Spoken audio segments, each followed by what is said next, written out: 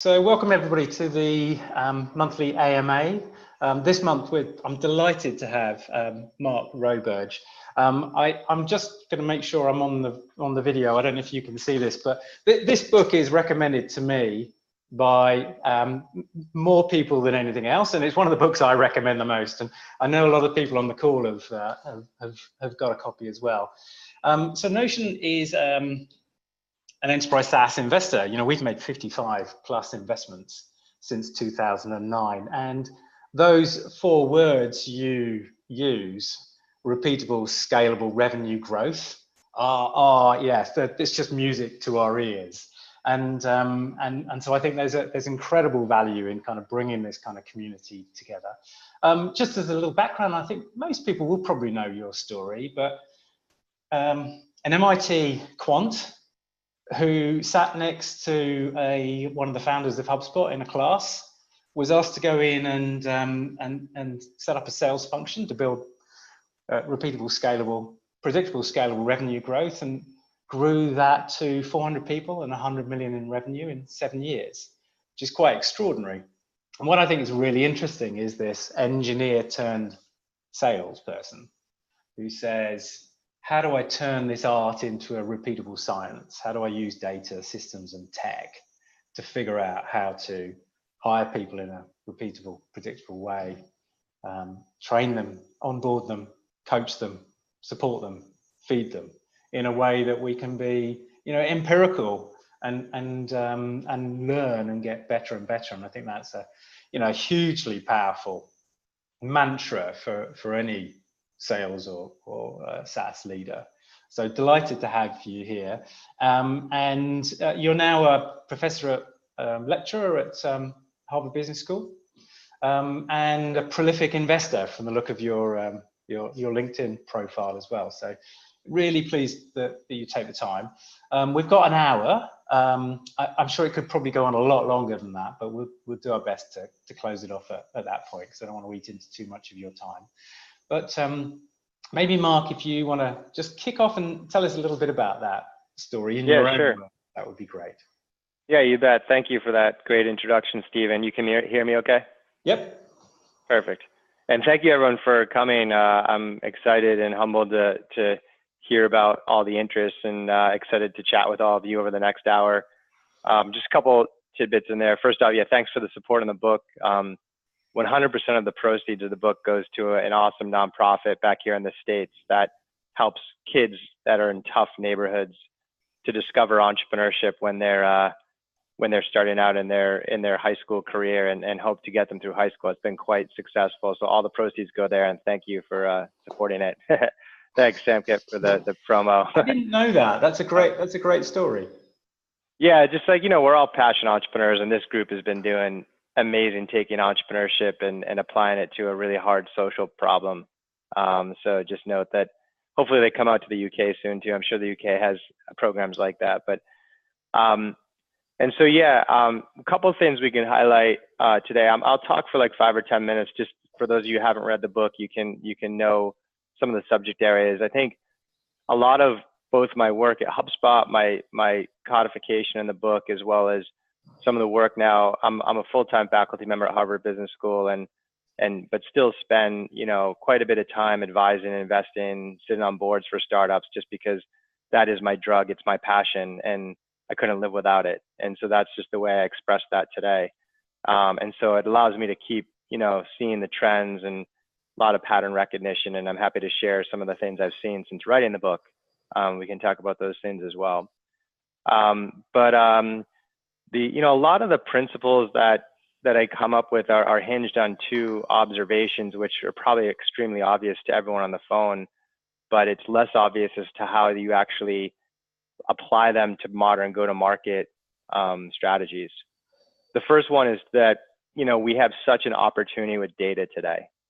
You know, 20 years ago, there was no sales team in the world that was capturing data on their team. No one used the CRM. You had all these like field salespeople. You couldn't get them to use the CRM. And now we've shifted to like, what do we do with all this data? Like, so many sales teams have come inside instead of being in the field. The technology has gotten a lot better at automatically capturing data without requiring any effort from the salespeople. And so it opens up the door and has implications on not just how we manage the team, but how we coach them, how we hire them, how we onboard them, how we compensate them, how we think about feeding them with demand gen. And there's a lot of principles I can kind of speak to there, and we can collaborate.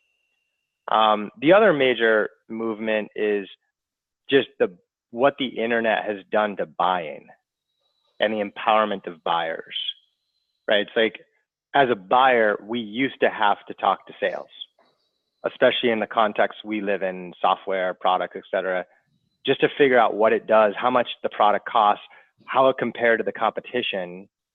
But the internet has changed all that. I mean, we have every piece of information we want at our fingertips. We can be doing vendor assessments on a Saturday night. We can do free trials. We can sometimes use the product in a freemium situation and buy it without even talking to sales. And so that dramatically changes how we think about the type of salesperson we hire, how we should train them, how we should coach and manage them, how we should compensate them, and how we think about running our go-to-market. So it's really those two principles that I reflected on. And I was fortunate that when I came into HubSpot, I was the fourth employee. It was 2007.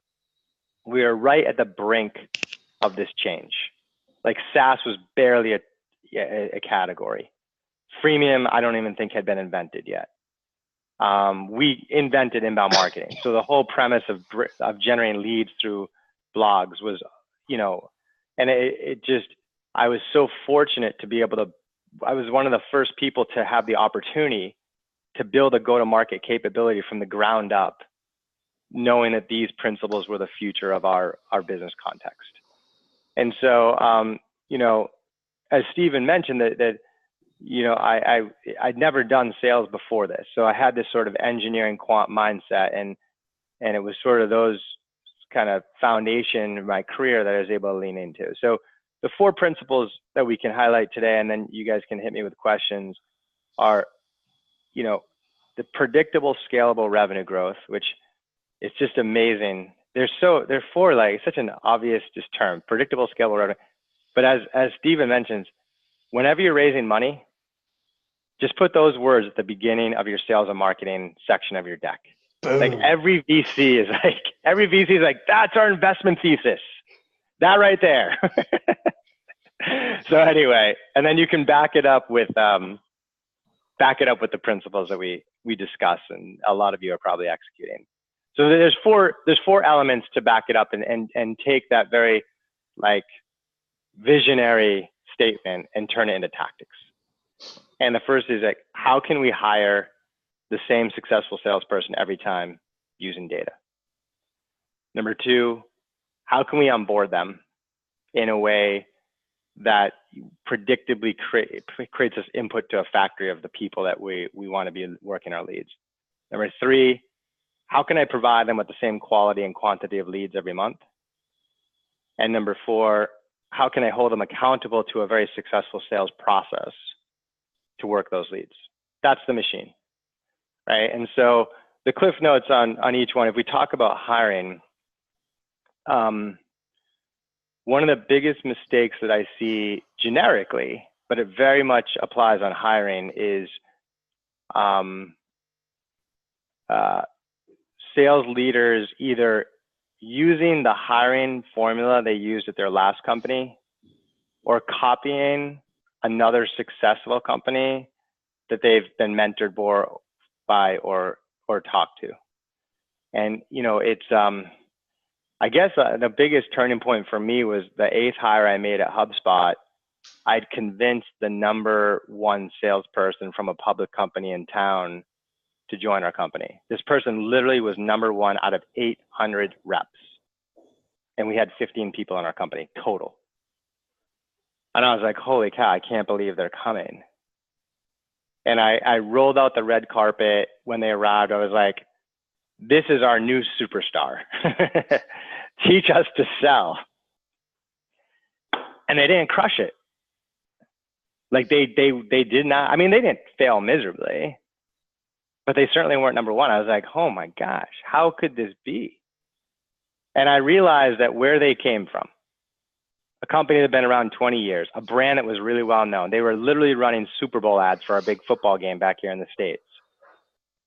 And that the pitch was 2 minutes. That couldn't have been more different than what HubSpot's selling context was at the time.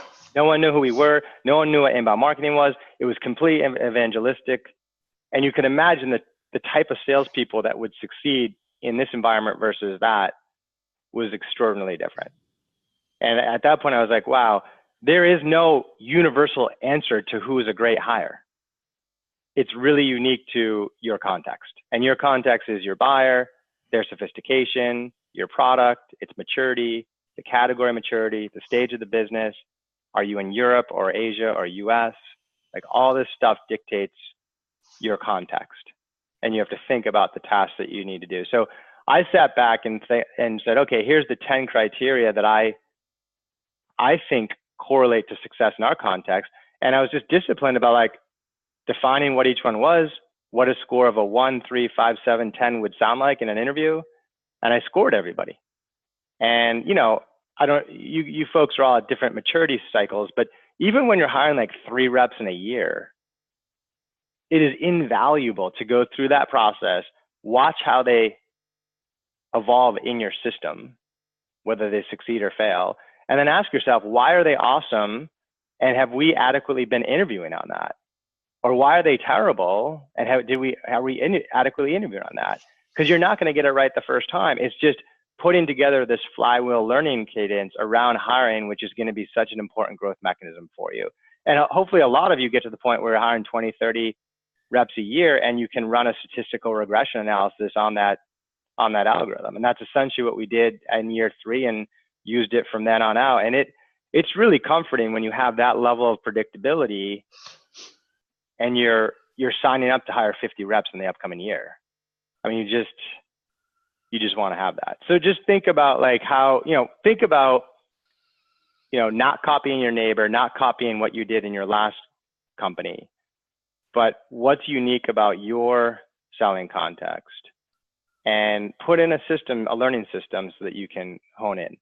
So then when you think about onboarding, I see a lot of like ride along onboarding processes, meaning here's my, hey, Bob, welcome to the company.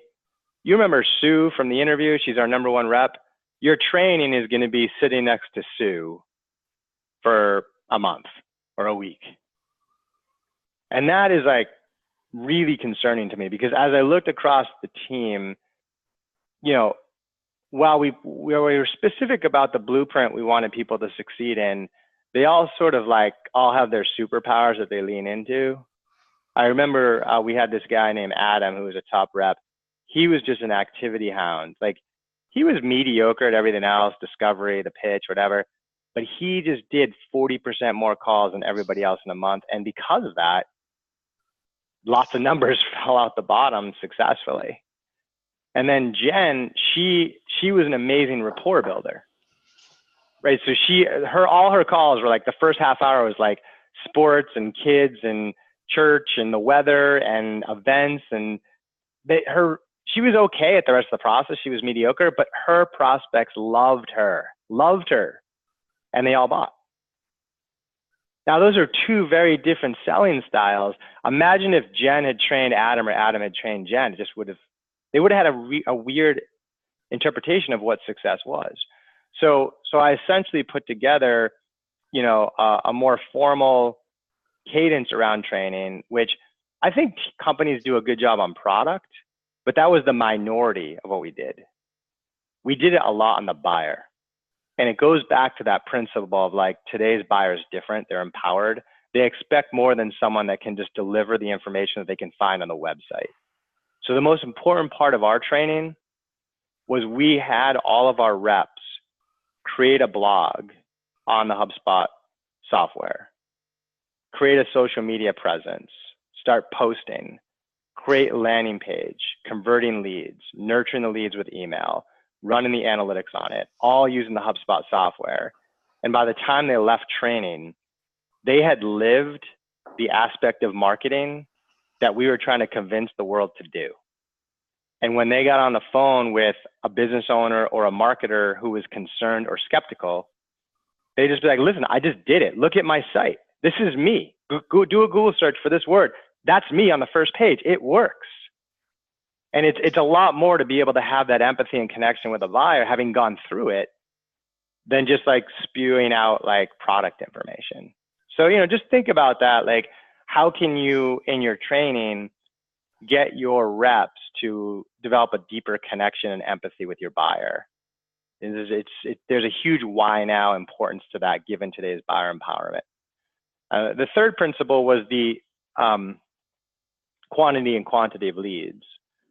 And, you know, I think the piece there is, you know, I think everybody knows or comes to terms with the fact that like interruptive type marketing is a lot more challenging.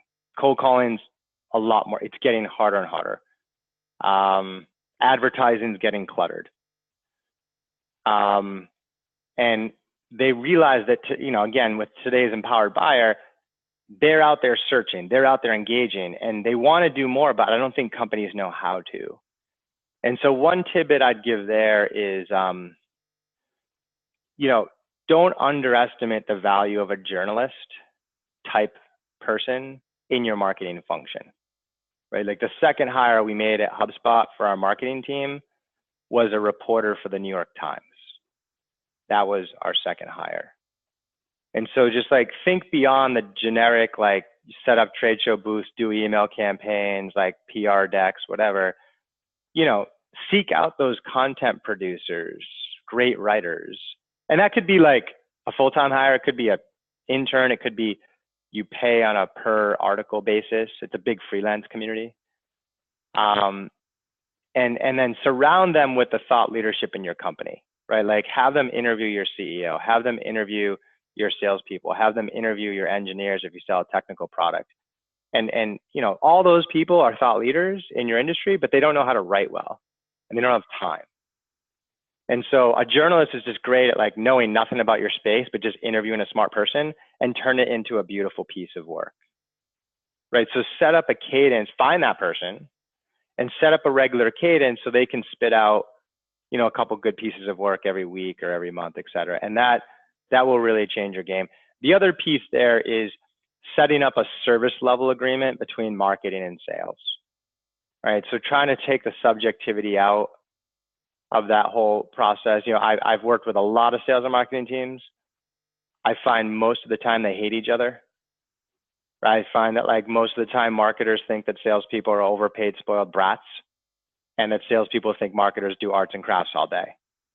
And that is the kiss of death in today's environment where so many buyer journeys start in a domain owned by sales, owned by marketing, like the website or social media presence, and they end in a domain that's owned by sales with like appointments and demos, et cetera. So that alignment needs to be tight.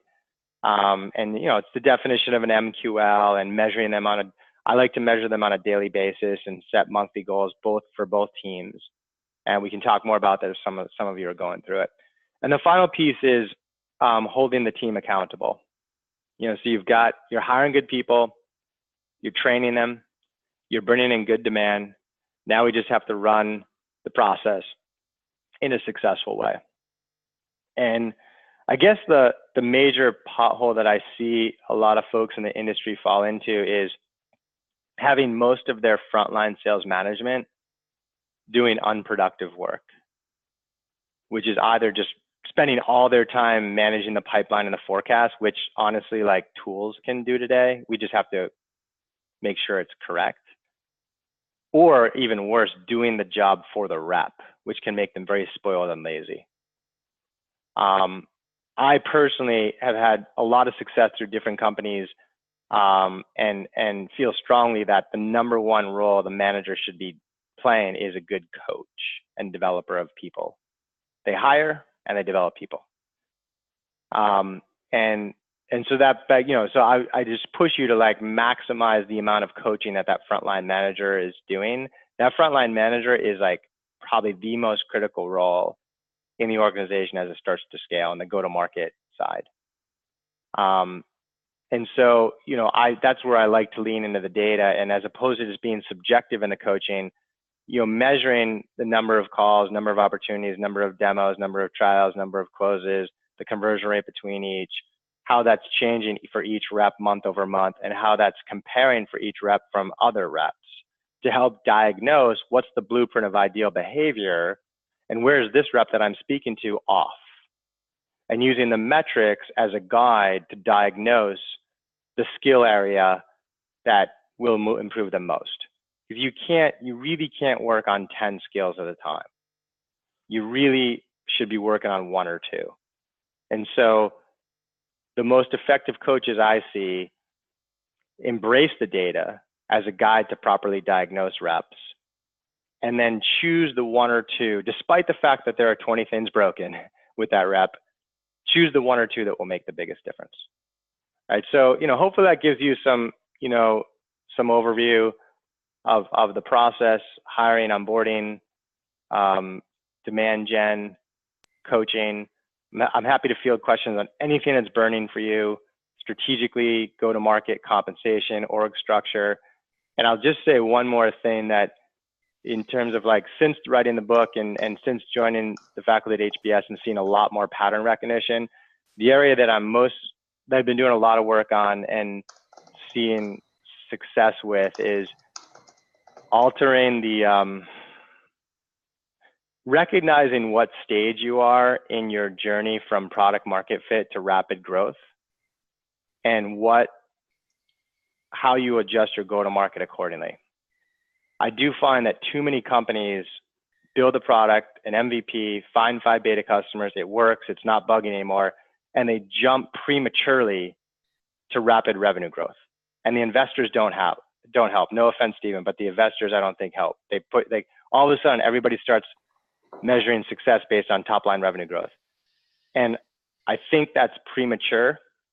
And what they skip over is demonstrating that they can create customer value quickly and consistently. And so I have a framework that I use in between that defines go-to-market fit, that is customer success, then unit economics, then growth and moat. And I've had to clean up a lot of messes where people scaled to 10 or 20 million, but when you looked under the hood, no one was using their product. And they were falsely thinking they were doing well because they were over obsessing with revenue growth and not looking closely at retention, and more importantly, product usage and value, which are leading indicators of it. And so that's an area that of great interest to me if people have questions around that and how to set that up. So hopefully, Stephen, that sets the stage for folks to, you know, we can have a dialogue on tough, you know, pain points, and we can dig in. We've already got quite a few questions kind of flooding through. Just 2 things very quickly, maybe from my side. One is, do you think that aspect of coachability is common across all the best sales? Yeah, I do. I mean, you know, again, big asterisk in the fact that, you know, I think that you have to be very careful about your context. But I do agree that in the context that we all share here as entrepreneurs in, you know, the tech sector, coachability tends to be a very common one that rises to the top. It was certainly our #1 correlator at HubSpot. And I think it's just because,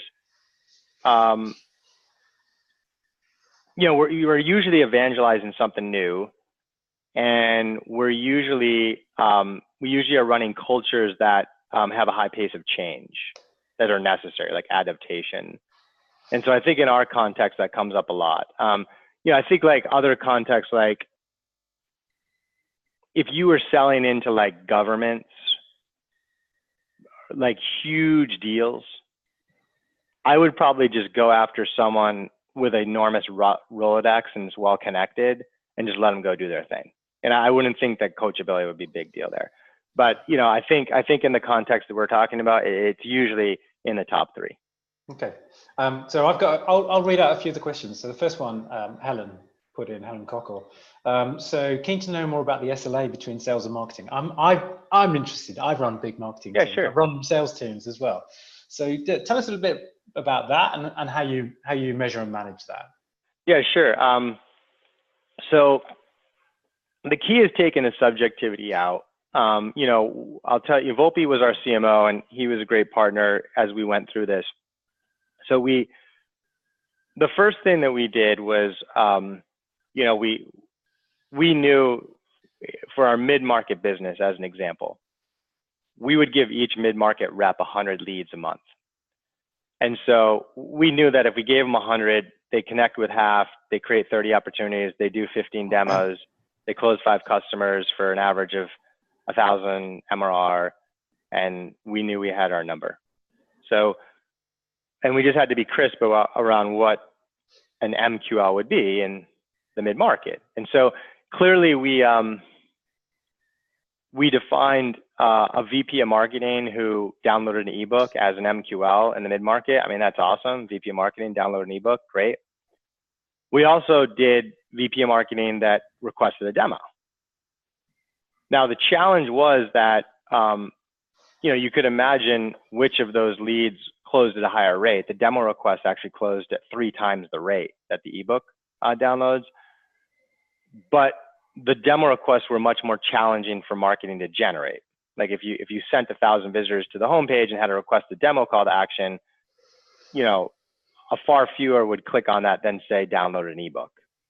And so there was this natural misalignment around that sort of SLA definition. And so I think it's really important that you set up a structure on the marketing SLA that is not just like a static, we need 1,000 MQLs, but is instead, it rewards them for going after better leads and more engaged leads, right? So I really just think about like setting up a 2x2 matrix where the x-axis is engagement and the y-axis is the firmographic of the company. And I just put like ABC, ABC, right? So just define like what, you know, what is an A company? You know, like maybe tech is favorable to you, maybe a specific size.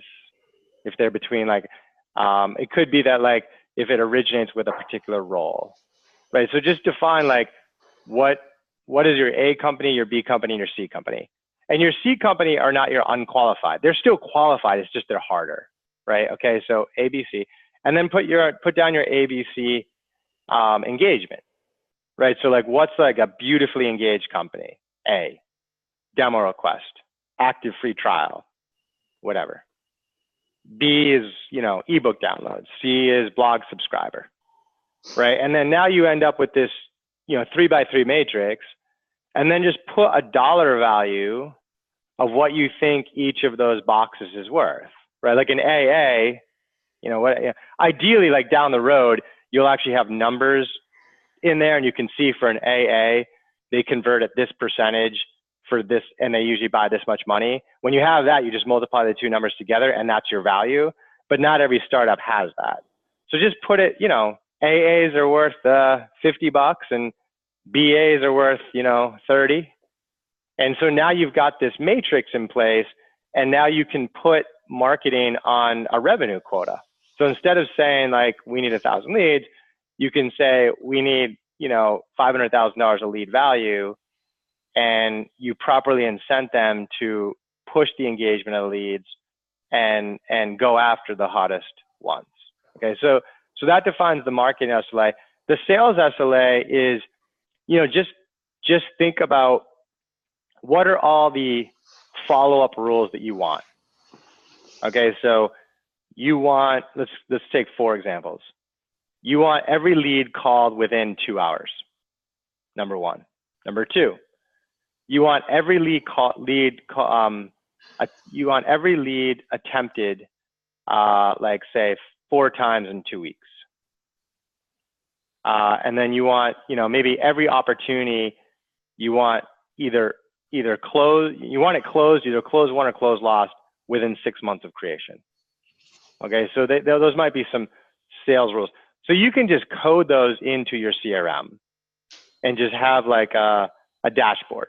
You know, just show me all leads by rep that are older than 2 hours and haven't been called. One report. Report number 2, show me all leads greater than 2 weeks old that have less than 4 attempts by rep. Right, and so now each night, both those charts go out. It's like the marketing SLA goes out. Hey, marketing, you're supposed to generate $500,000 of lead value this month. And, you know, today is August 2nd, so you should be here. And this is where you're at, right? So the whole company can see where we are. And then, hey, sales team, here's the SLA. And that chart's very simple. It's like if your name's on it, you're violating a rule, right? And so that goes out every night. So that allows you to, is it perfect out of the gate? No, but at least it creates a tighter framework, and it gives great direction to the team as what good behavior and bad behavior is, and allows you as an executive team to manage the heartbeat of your sales and marketing engine on a daily basis. That makes sense, Stephen? Yeah, it does. I mean, it's also about doing some very sound simple things, but actually doing them very, very well and with incredible discipline. You know, and I think that's a big. Now, the only complexity in there is that whole model works really well when deals are relatively transactional. You know, but when you're dealing with like much larger strategic deals that, you know, they're like $1 million deals, you know, the last thing you want to do is like have a rep set up an appointment and now marketing no longer gets credit for any leads that come in from that account. Like you want the exact opposite to happen. The minute we get some engagement at this big brand, you want marketing to double down on their marketing there because we've got something going on. So that gets a little trickier. And I think the industry is still working on that. But the thing that I've seen work well in that case is to create smaller cross-functional pods and empower them to like kind of devise their own tactics there, you know, where you may have like, you know, you may carve out like the large strategic accounts in like healthcare. And you may have one marketer or part of a marketer's time dedicated to that and like 2 or 3 reps. And they just kind of sit together and they're just like strategizing. Like how do we want to use marketing time and how do we work together to penetrate these accounts?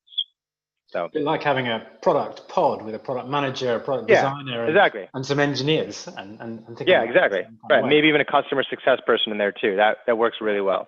Did you have, there was a question in there I saw about compensating sales and marketing. Yeah. How did you align that? Well, I didn't really use comp as much to align sales and marketing, or we didn't. I think we found that marketers have a little bit of a different like motivation than sales in terms of their response to like a heavily weighted comp model. I think they're a little bit more motivated in like, you know, the success of their campaigns and the creative process and the analytical process and just being measured and doing well. So we really use the sales and marketing SLA to align comp. I think the big thing, to align the incentives. Sales comp is just, it's I think really well used to align with the company strategy, and also especially in the businesses that we run, maybe I imagine they're more subscription oriented, which means that customer retention becomes like the most important number. And I find a lot of companies undervalue how important proper selling is to long-term customer retention and opportunities to align the compensation plan with that. I also find that too many founders delegate the sales compensation plan to their sales leaders, and the sales leaders simply just copy what they used at their last company or copy what some other portfolio company is using. That sales comp plan is just, it's the CEO's one of their most important tools in their toolkit. And so as you're thinking about as a founder or even a head of sales, what are the key strategic initiatives you want to accomplish in the next 6 months? Ask yourself, could any of those be reiterated with the compensation plan? And if so, do it. And it might be the biggest driver of your ability to hit that strategy, that strategic model. So I give you a very specific example there. our churn was really bad in the early phases of HubSpot.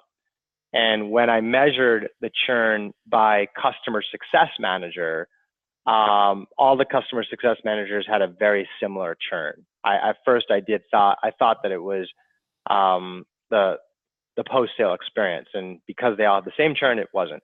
When I measured it by salesperson, the churns were very different, and I was like, wow, all of this churn is a result of the customers that our sellers are choosing to pursue and how they're setting expectations with those prospects. That is it. And traditionally we've never thought about sales outside of just get the contract and get the money, and that was really falling short for our ability to build a real business. And so I really just stack ranked the sales team by churn and lifetime value generation, and started compensating the reps based on that. If you were at the top of that list, you made more in variable comp because you set good expectations. And if you're at the bottom of that list, you made less. And that cleaned it up within 6 months. I mean, churn fell by like 70%. And so I think that particular strategy, I don't think everyone should rush off and do it. Again, it was very contextual to the desperate times in our business.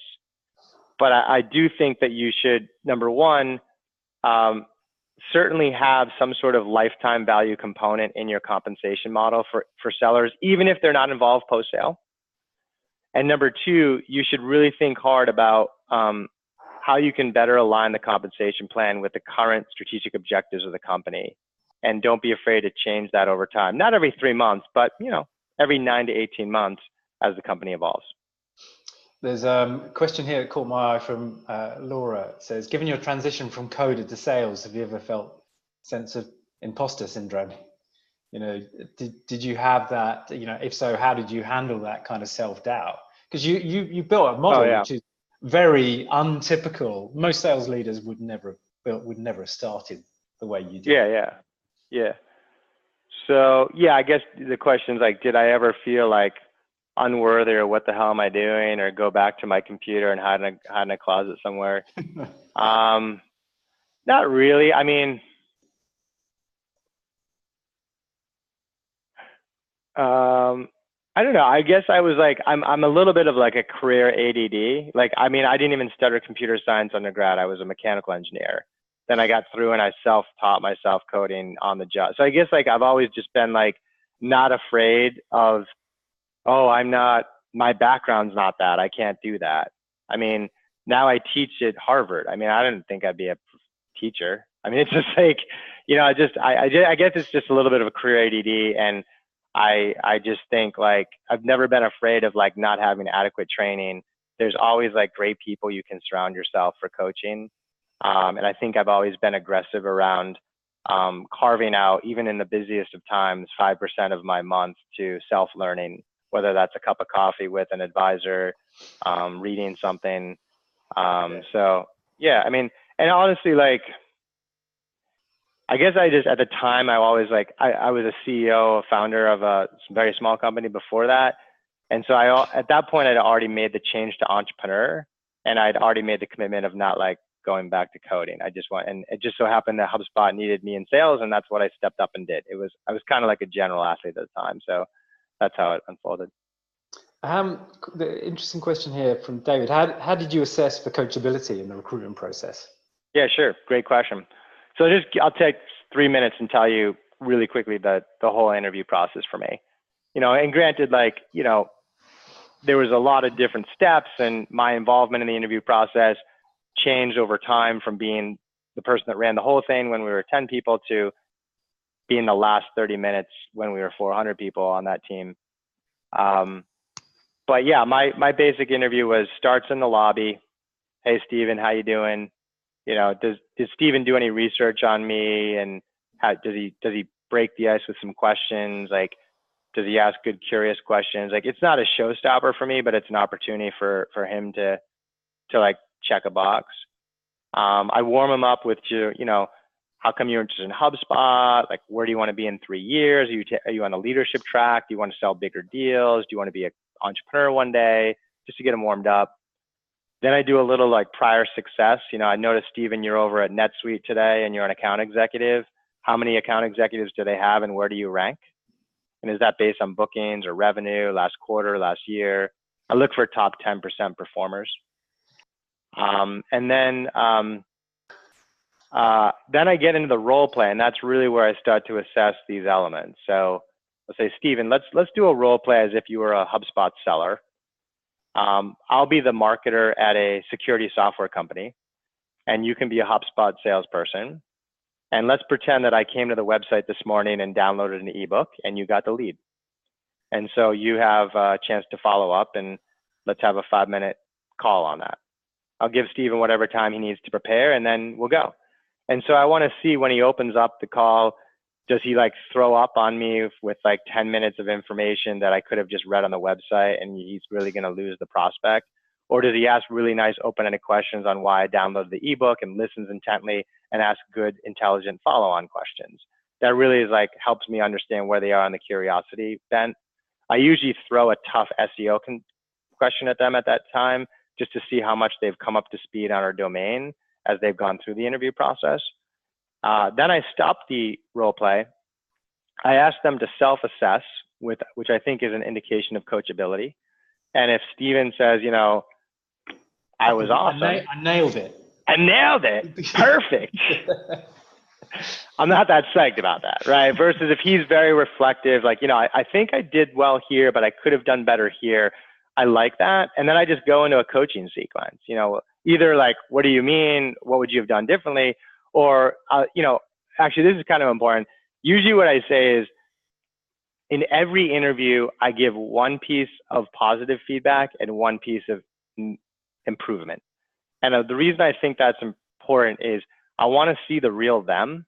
And I feel like if I just start criticizing their role play, they're going to feel like they blew it and it's going to throw them off their game. And so I try to like level set that I do this every time. And then I compliment them on one piece and I coach them on another. Usually I like to coach them on like their needs identification process. I might even get on the whiteboard and show them what our the process that we do. And you just watch them. Are they taking notes? Are they glassy-eyed? Do they ask follow-on questions? And then I have them redo the role play. And you know, they all fail the second part because it's such a stressful thing. But it's, you know, it's the effort that matters, and you can get a sense of like how it's going to be coaching them. And gosh, I mean, occasionally I get someone that actually improved dramatically just in that like one experience, and I'm like, they become your top performers. You know what I mean? It's just like you move the needle that much in 5 minutes. Like, wait till we have a day, week, month together. I mean, it's like gonna crush it. Yeah, that's good. I mean, it makes sense. I've heard that, you know, a number of times. You know, do the role play, give some feedback, do the role play again, and do it in your context too, right? Do it in your context, right? If you sell over the phone, you can do it in person, but definitely do one over the phone, right? It's like you gotta replicate how your buyers are going to see it. So that kind of ties into an interesting question from Richard, and he's from Muse Systems, and they're selling a hotel property management system. So it says a lot of time you concentrate on calls. You know, you're on the phone. Generally in Europe, many leads are not so happy to speak on the phone. Do you think the same lessons can apply to email or perhaps chat? In terms of prospecting? Yeah, I think that's what. Yeah, absolutely. I mean, I agree. Like I'm seeing most teams I'm seeing today that are prospecting into leads are seeing a lot more success with chat, like things like Drift or email. And so I totally agree.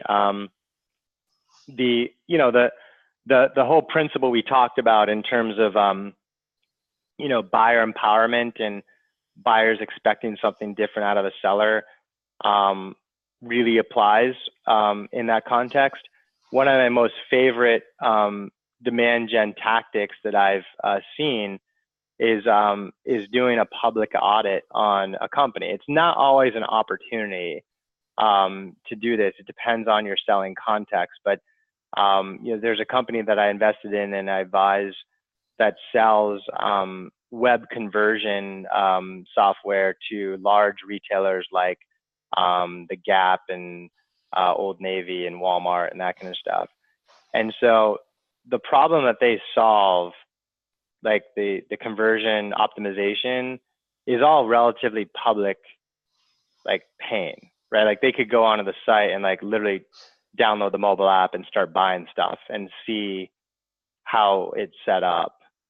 And so one of their most effective prospecting methods is to invest the time to essentially do that process, like, you know, go through a few purchases and see how the personalization is across mobile and web, and then just take a bunch of screenshots and literally put together a 10-page report on their findings. And then they'll mail it to, you know, the top 30 executives within the, that are responsible for the digital marketing effort. You know, so again, like that's a very, but I've seen that replicated a lot across a lot of different contexts, whether it's commercial real estate or healthcare or financial services. And it's just a great example of like that differentiates so much from the, hey, we're an AI blockchain company that does this for small businesses. Would you like to see a demo? I mean, unfortunately, the latter is what most of the outreach is. So, you know, just, you know, I totally agree. Like phone is tough these days. Email is, you're seeing more success, but the same principles of like how to engage with the buyer, and also the SLA we talked about in terms of like how many follow-ups and that kind of stuff, you know, are still applicable in that touch point. I think it was a nice question here from James, who I know James works for Locals, and they sell into the enterprise space. I mean, big deals, and he's kind of latching on to the fact that you're saying enterprise sales is tougher. There's no get outs there, James. You know, you still got to hit your targets. But yeah.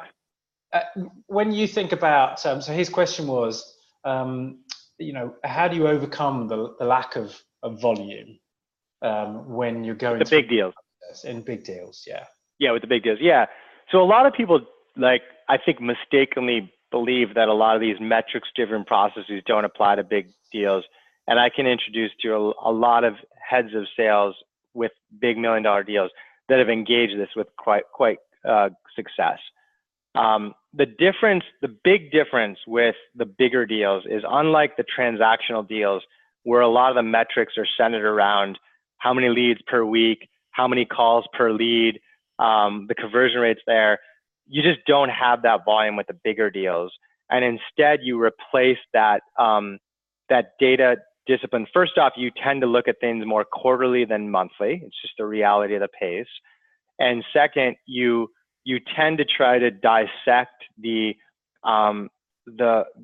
stages of an opportunity into many more phases, right? So for a big deal, there could be like 10 stages you need to progress an opportunity through, from, you know, a connection with an influencer, you know, buy-in from an influencer, you know, or verification of needs from an influencer, you know, connection with a decision maker, you know, budget approval, you know, contract red line, procurement, legal, you know, IT approval. You know, I mean, there's a lot more steps, and there's no generic formula there that's unique to your business.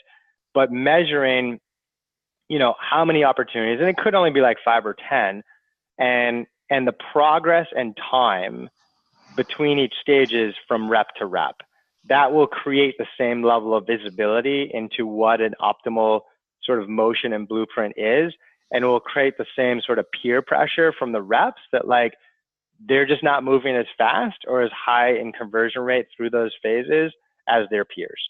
And the only other thing I'll add there is that system is works really well when the phases, the gates, can be set up to be based on buyer behavior and not seller behavior. Because when they're based on sales actions, it becomes easier for the rep to fake it, and it becomes less predictable. But when you can base the gates on buyer action, they tend to represent true deal progress, and they tend to be more forecastable, like predictable in the forecast. So a classic example there is, as opposed to saying, I did a discovery call with a buyer, instead to say that the buyer verified the discovery needs. And so what that means is you did a discovery call, you summarized it in an email, you sent it to the buyer, and the buyer wrote back saying that the information was correct. Yeah. That's like, it's all the same process. It's just you put the gate on the buyer action than the seller action. And the predictability and the true movement of it is more representative. Interesting question here about what's your view on the increasing adoption of account-based marketing alongside or versus kind of inside marketing?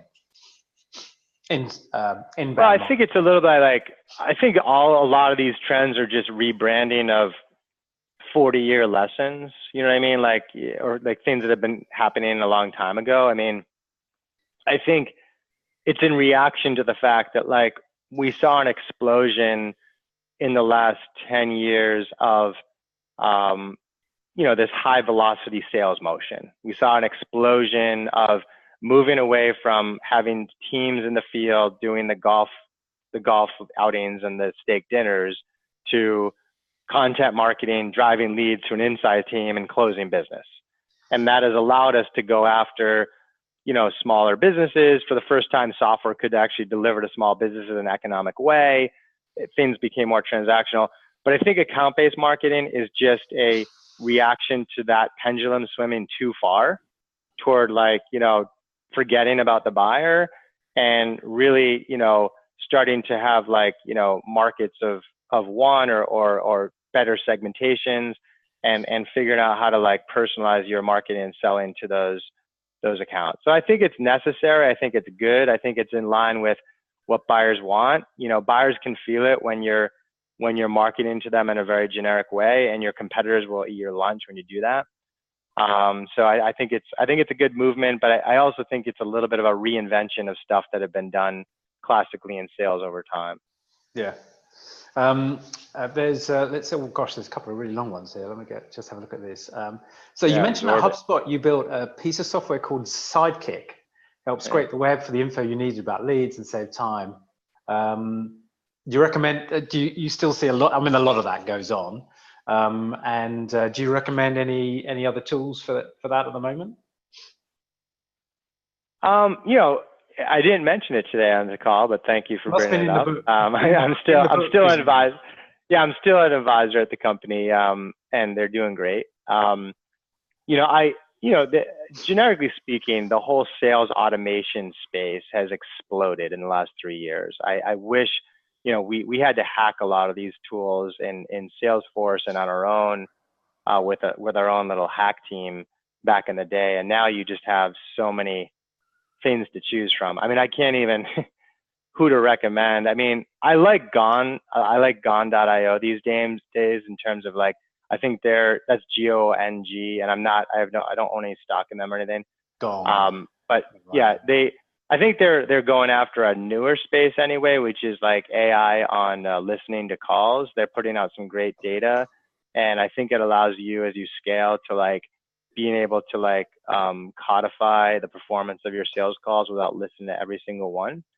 So they're kind of creating a new space. I mean, every week someone else comes out new with a new, like, data provider tool or, like, email tool, and, you know, I think just personally, what I like to do is just let my reps test things out, and if they like it, try to empower them, almost like that bring your own device, bring your own app type mentality.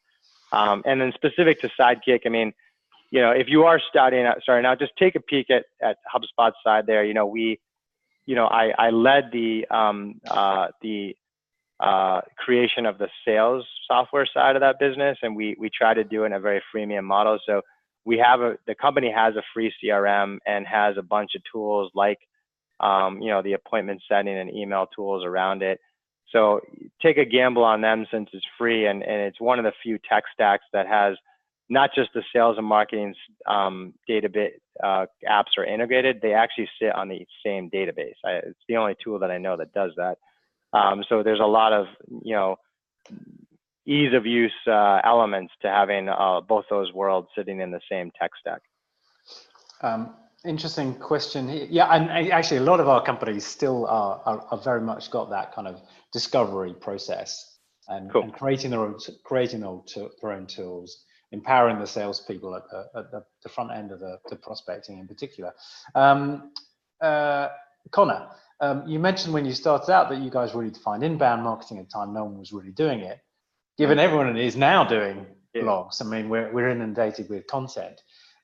What's emerging that really that excites you around content marketing to drive growth? Well, I think two things. I mean, lots of times I get the question, is content dead? And I don't think it is at all. I see a lot of evidence of companies that are doing quite well and have started in the last 2 years. I mean, just look at Drift back here in Boston. They're crushing it, and they really generate a lot of momentum around content marketing. I think it's harder. You know, our advice to people used to be, don't worry about putting out a bunch of A+ articles. Just put out like a lot of Bs and you'll be fine. And that's changed quite a bit. I think this day and age, you've got to create your own category and your own meme, and you've got to exploit it with content and quality content. And it's just a bet that I don't think I've involved in any company that doesn't do that. You just got to go at it. I think the area that I'm most excited about in demand gen and marketing today is growth marketing, not to be confused with growth hacking. So, you know, I think growth hacking is often categorized as like taking advantage of some random loophole, temporary bugs in like Craigslist that you can exploit, versus growth marketing is a mindset around three things: a full stack, you know, basically blending marketing and product in order to engage the buyer. It's highly data driven, and it's highly experimental. And so literally, like, I mean, we set one up at HubSpot. Brian Belfour is the best I know. I had the good fortune of hiring him for 2 years and having him work with us. And now he runs a school called Reforge, Reforge, if you want to check it out. He put out a lot of great data. And bottom line is, like, every company I work with these days, you know, unless they're doing like huge enterprise deals, I measure the success of their marketing team by the growth of that funnel, and a leading indicator of the growth of that funnel is how often they're experimenting well. And I'm talking like 10 experiments a week, not like 3 a month. You know what I mean? It's just, and it's data driven, right? So just, you know, I would check out growth marketing. I would do a lot of reading on that, check out Belfour's material. And I think that sets a methodology for the future of demand generation. I think I've got one more coming through. Well, I'm just reading that. I'd be really interested in your thinking on this kind of search for product market fit. You know, we talk about this a lot. You know, early stage. I mean, actually, you know, you're really just trying to figure out, are you solving a problem that's worth solving, and then I've got to figure out how to build a business to solve that problem, and people, processes, and systems and tech, and then I've got to get really big, really fast, and they're kind of almost different philosophical kind of stages. Yeah. I'd be really interested in your thoughts on. Yeah, I mean, I'm putting out a lot of material on that now, and maybe that's a follow-on webinar in the fall for you guys, because it's a big topic. But you know, I think, as I mentioned in the end of my preamble, I just think that the lean startup and Eric Rees and Steve Blank have done a great job in helping us understand like MVPs and prototypes and beta customers and product market fit. But I think there's a gap that we have yet to codify between that and hiring 2 reps a month and going at it. Yeah. And measuring performance by top line revenue. And a lot of it in my mind is around it's customer success, then unit economics, then growth and moat. So just at that point, when you've got 5 or 10 customers and you have like an MVP, I think the next step is, can you go to like 5 or 10 customers a month, and can you get like them set up and using the product in 60 days? What % of the time? And I want to see that to be 70 or 80%. That, in my mind, is the definition of product market fit. When you can like start a reasonable velocity of customer acquisition, 10, 20, 30 a month, depending on your price. And 60 days later, you can essentially see that your customers have adopted and used the product, and you can ask your customers, and they'll be like, yeah, you pitched me on something, and I now see the value. Get that 70%. Once you do that, that's product market fit. And then And then, you know, then if you, I don't care if you don't do that profit. I don't care if you lose money doing that. It's so hard to do that. If you've got capital, just throw the kitchen sink at it. That's where your CEO should be spending their time. And then once we have that, then we can take a step back and bring in on onboarding efficiencies, sales efficiencies, automation, better demand generation, and get the unit economics to work. And then we're ready for scale, right? So like you end up getting to the scale numbers at the same time. It's just in a more formulaic fashion. Yeah, where the foundation's right. So maybe we can talk more about that another time. I'd like to take that offline, maybe exchange a few ideas with you, because this is pivotal to what we do and our investments. We're almost out of time. So yeah, I do have to jump on another call. Sorry, I got to jump on another call, but yeah, I'll do one quick one if you want. Yeah. So follow up on question about content. What are your thoughts on video? Do you see video content? I think it's so circumstantial to the buyer. You know, I've seen some people invest without success. I've seen some people crush it. And I think it's just like, it's like most marketing things is like, you just have to test it. But, you know, I think, you know, especially as your buyer skews younger, there might be a correlation there that's where it's working well. Yeah. Look, Mark, it's been a real pleasure. I'm feeling we could have kept this going all afternoon. I really appreciate your time, and I'm sure everybody on the call has read the book. I'd love to do a follow-up session with you. Cool, perfect. If you want to get in contact and follow up, people to come through me or no, either way, through Steven, or you can hit me up on LinkedIn. I check my messages frequently, and my faculty page at Harvard, if you Google my name in Harvard, there's an email contact there as well. Terrific. Thanks very much, Mark. Enjoy the rest of your day. Good luck, everyone. Okay. Take care. Thank you. Bye.